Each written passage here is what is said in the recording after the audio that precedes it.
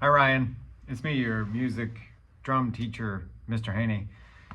We just finished up our lesson. Here's a video recap for what we got into. So we warmed up, you were just playing on the drums, warming up, and we did a song called I Can See Clearly Now. It's by Johnny Nash, great song. And I like what you did, especially with the tom feel, the floor tom, I believe, and you kept really good time with it. That was sweet. Then we dove into some Anna music videos. So we did Starship Groove, Pogo Sticks, Pipe Dream, and Pipe Dream 2. And then we also got into, towards the end, Cathedral Pictures. So what you do with these Anna music videos is you put them on with the headphones, and then you practice along on your drum pads. Okay, so you try to coordinate the movements when the balls hit the drums on the Anna music, and then you hit it on the drum pad at the same time. So that coordinates with your movements with the video, so you can get all those fun rhythms going on, and then that will get into your playing kind of naturally. So what you would do is you would play through the Anna music video one time at normal speed, and then the second time do it at half speed, so you slow way down so you can kind of control it more and get right on that timing for a whole time through.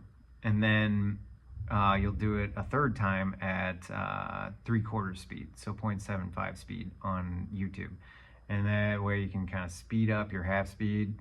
Okay, and then you're getting there.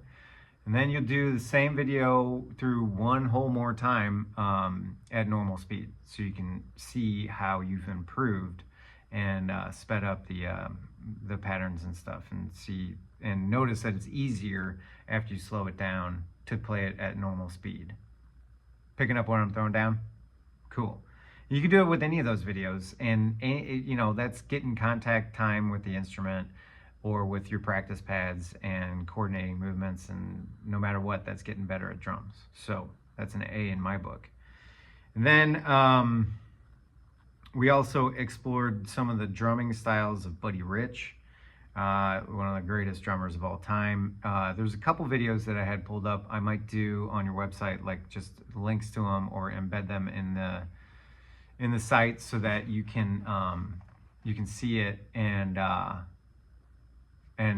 play along with the little exercises that the online instructors use, which are good, and they shoot them well and everything, and so it's all good, and you can follow along and get some of those pointers from that, the greatest jazz drummer of all time.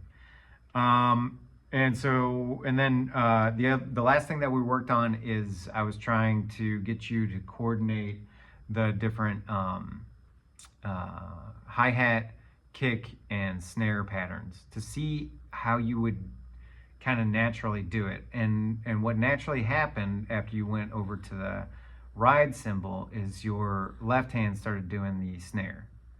And that is, I think, gonna be your natural way to play. Because your right hand usually would keep time with the hi-hat.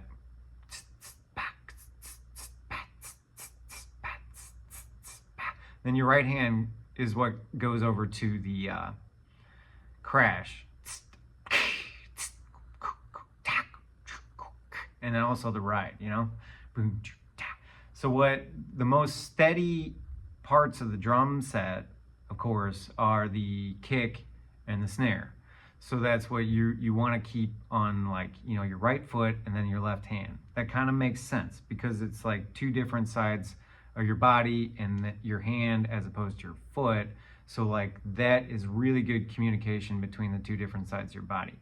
So I think from here on out, we're really going to emphasize playing the snare with your left hand and the kick drum with your right foot, and keeping your left foot down on the hi-hat pedal, and then using your right hand to go between the hi-hat, the ride, the toms, and the crash. Okay? I hope that makes sense. I think it does. And keep on doing what you're doing because it sounds real good. And so this week, as you're practicing, work on those Anna music videos, and then just keep on hammering with hi-hat, kick, and snare, just a basic beat. So you can get used to using your left hand on the snare and then your right hand on all the other elements of the drum set. Okay? Sweet. Great work, buddy, and I'll see you next week.